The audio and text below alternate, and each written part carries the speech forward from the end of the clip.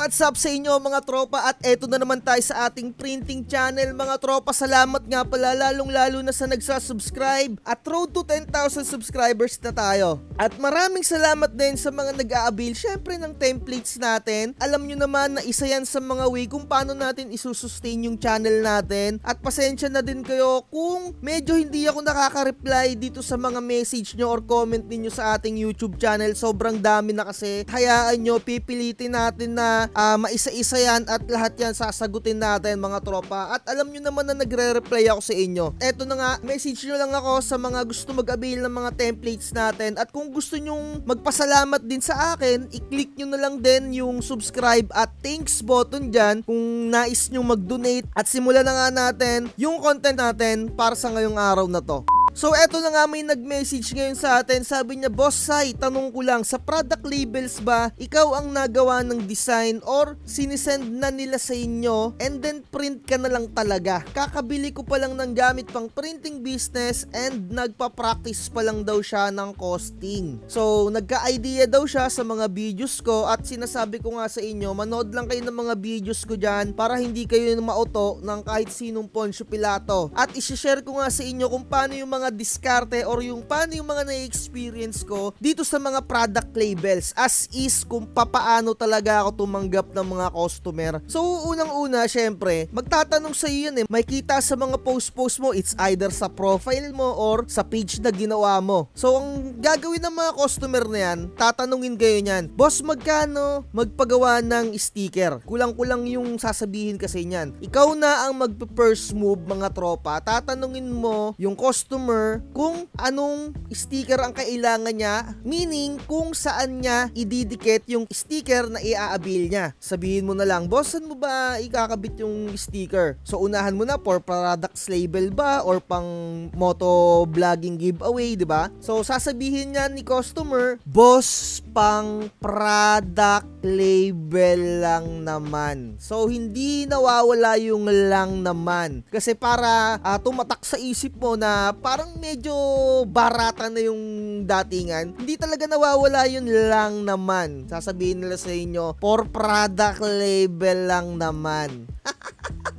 So, pagka sinabi na ni customer sa'yo na gano'n, na pang product label lang naman daw, ganito sasabihin mo sa kanya, ano bang kailangan mo, pang premium or pang normal lang? Kapag sinabi mong pang premium, dyan na yung papasok yung mga vinyl stickers na laminated. Laminated ng glossy, laminated ng matte, at kung talagang sasabihin mo na pang budget meals lang, na pang product label lang naman, dyan na papasok yung mga photo stickers na mga binibentables din natin na talagang okay naman talaga for products label. Doon na papasok yung photo sticker. So tatanungin mo na siya kapag ka nasabi mo na kung ano yung vinyl sticker na ino-offer mo, meaning kung anong klase, di ba nga dalawang klase yung meron, isang premium which is vinyl and then yung photo sticker for budget meals. So kapag nasabi mo na yon, tatanungin mo na siya kung meron ng design. So usually dyan sasabihin nila, Boss, meron na akong design. Okay, kung meron ng design, ipasend mo sa email mo at mag-layout ka na sa Silhouette Studio. Ilapat-lapat mo na doon mga tropa. At kung sasabihin naman niya na wala pa siyang design, dito na papasok yung katanungan nung nag-comment sa atin no, kung tayo yung gagawa ng design. Unang-una, pwedeng ikaw yung gumawa ng design pero don't give it free.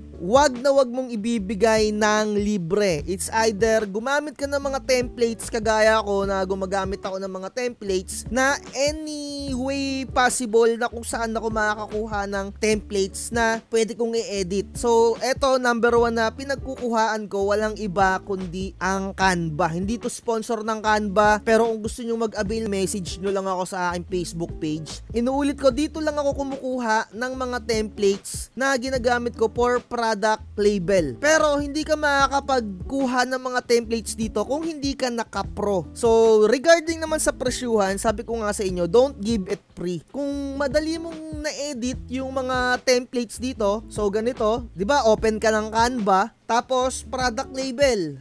lagay mo lang dyan. Ang dami nang lalabas dyan. Pero hindi mo ma-edit yan kasi kailangan naka-pro ka. Pero may mga free na templates din dito. Ayan, parang mga ganito. Pwede mo siyang magamit ng free. Wala siyang mga crown. Ayan, oh, yung iba pwede. 'Di ba? So, yung iba hindi din. So, kagaya nito, maghanap tayo ng medyo pwede natin i-edit. So, eto na lang. Pwede to. So, halimbawa, ang customer mo, kandila yung ilalagay niya or kahit ano, sabihin na natin na hindi candle or kahit na sabihin natin na chili oil, 'di ba? So kung gusto niya na ganitong design, pa square lang, baguhin mo lang 'yan. So chili oil, 'di ba? Oh.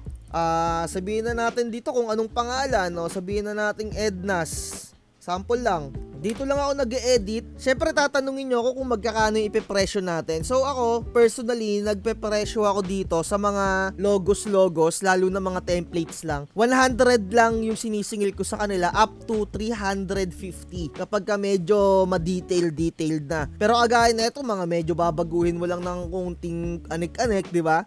So usually mga ganito, mga pabango, di ba? Ayan, yung mga ganyan, pwede rin siya sa pabango, di ba? Pagka mga ganyan, mga minimalist na edit lang, 100 or 150, 'di ba? So, ganun lang kadali kagaya nito. Pwede mo siyang magamit kahit na hindi ka naka-pro. Pero mamaya ipapakita ko din kapag kayo ay naka-pro. So, kagaya niya, no, pwede niyo na siyang i-edit yan kung anong trip niyo na pangalan. Lahat yan editable. So, paano mag-edit sa mga walang alam na hindi marunong magpindot-pindot dito sa Canva, i-double click nyo lang yan. Tapos, pili kayo ng mga fonts kung anong trip nyo ng mga fonts. Ito yung fonts, ito yung size, ito yung color. Kapakapain nyo na lang. Tapos kung gusto nyong lalagyan ng effects, ayan, nasa sa inyo, 'di ba? Ayan, kakapalan nyo ng ganyan, papalitan nyo ng kulay, ng kung ano-ano, 'di ba? It's all up to you mga tropa kung gaano ka naka-artistic. Pero ako, inuulit ko ang presyuhan ko dyan kapag ka nagpapagawa sa akin si customer, 100 to 350 yung sinisingil ko kung wala pa silang logo. Bukod pa do sa sticker na per sheet. So siguro alam nyo naman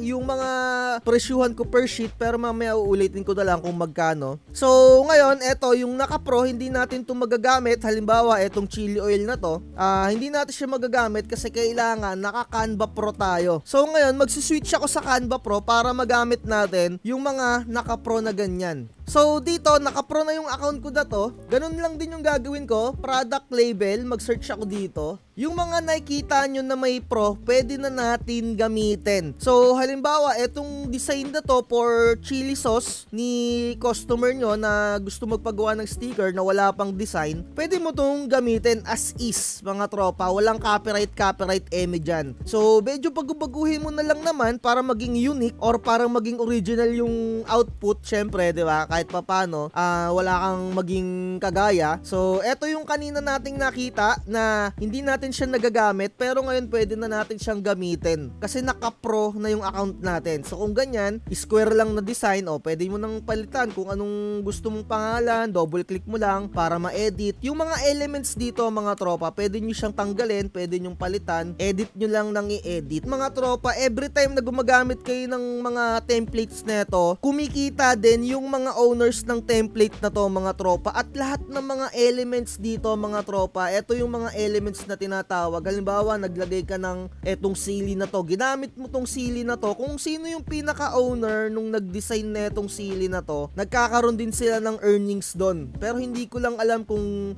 ilang beses pwedeng magamit para mag-earn sila. Basta nag-earn at nag-earn yung mga gumagawa ng elements dyan. Kaya gamitin nyo ng gamitin kapag ka naka-Canva Pro kayo mga tropa. Walang mga copyright eme dyan. So meron pang ang issue na sa Canva lang din ginawa, yung parang libro ata na ginawa ni Sara Duterte. Basta parang napanood ko na ganun, via Canva lang inedit, 'di ba? So ganyan ang kagandahan talaga ng Canva. So kung hindi ka marunong mag-layout, eto yung template na yan. Kung natatakot ka na hindi mo ma-cater yung customer mo, 'di ba? Na dahil wala pang design, adliban mo na ng konti. At tandaan mo mga tropa, don't give it free, na kahit na konti lang yung inedit mo dito, presyohan mo pa rin, no? Huwag kang magpapabarat, kahit 100, okay niyan, konting pindot lang, no? So, eto na nga yung mga usually na mga customers ko, ayan, no? 'Di ba? So far, so good naman. So, eto, mga customers ko na to, piniprint ko to sa mga gamit yung QAF. Quaff photo sticker pala mga tropa.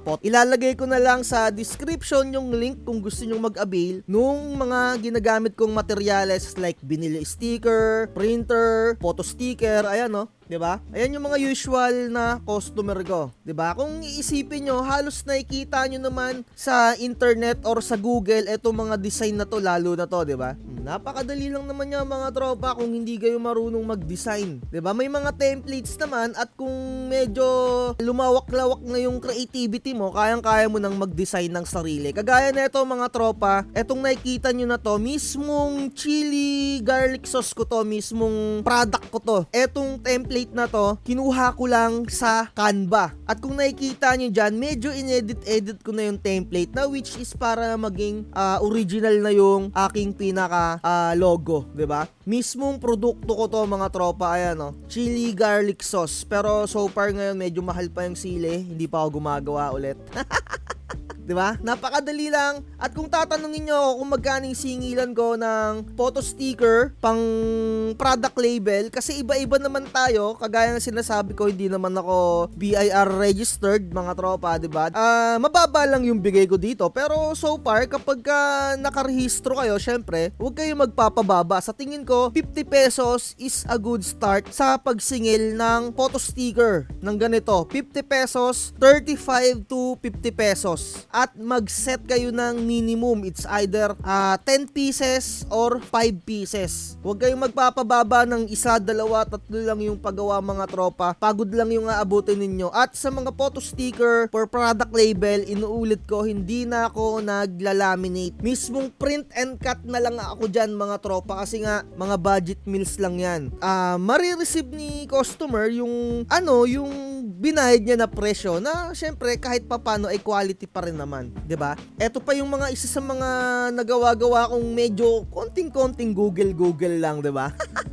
Diba? So ayan, piniprint na lang yan, kinakat na lang yan using Quaff photo sticker. So kahit papaano siguro nagkaroon kayo ng idea kung ano yung ginagamit ko, diba? Kasi syempre mga tropa, kung magdi-design ka mismo ng original talaga na labels, ay ang singilan na doon ay 1,000 to 3,500. So kung gusto mong hindi talaga templates, original design talaga, na magpapa-design ka talaga sa mga legit na graphic artist, as in graphic artist talaga na legit, hindi yung legitan lang na alam nyo na. Diba no? Ang singilan talaga doon mga 1,000 to 3,500 mga professionals dyan, di ba? Huwag kayong magpapababa ng presyo. So, pagpasensyahan nyo na rin yung mga agaya ko na gumagamit ng templates na napakababa. Syempre, iba naman yung 1,000 singilan to 3,500, di ba? Iba yung quality nun, mga tropa. Sinasabi ko sa inyo. Pero kung gusto yung pwede na, let's use this template, di ba? Kung gusto nyo mag-avail ng Canva, message nyo ako at mga other templates dyan. So far siguro dito na natin tatapusin yung vlogs natin. At kahit pa paano siguro naman kung sino ka mang nag-comment na to, may natutunan ka na naman sa vlog natin ngayon. Sana tuloy-tuloy mo yung business mo, at sinasabi ko sa business na to, consistency is the key. Huwag yung bukas ka ngayon, sarado ka kinabukasan, di ba? At practice. Meron kasi kung customer na nag-avail sa akin ng templates, parang pipindutin na lang niya, parang hindi pa niya kayang pindutin, nagtatanong pa siya sa akin. So mga tropa, napaka-importante na alam nyo yung basic sa mga tatahakin ninyo, yung parang hindi kayo iyak ng iyak dyan na namang nagbe-message sa akin, no? Ang dami rin kasi di ko alam gamitin. I-experience nyo, i-explore nyo mga tropa. Ako, in-explore ko lang talaga ng i-explore, pero huwag kayong mag-alala mga tropa, tuturuan ko pa rin kayo, no? Medyo pinapalakas ko lang din yung loob nyo na gusto ko tumayo kayo sa mga sarili nyo ring mga paa, na yung tipong pipindutin nyo na lang, bakit hindi nyo pa mapindot, no? So i-explore nyo, huwag kayong matakot dyan. So ayun lang, sana mas dumami pa yung mga customers natin. At inuulit ko mga tropa, research is the key para hindi tayo nauuto ng mga kung sino mang Poncio Pilato dyan. Like, share, and subscribe. Bye! Chill lang, relax,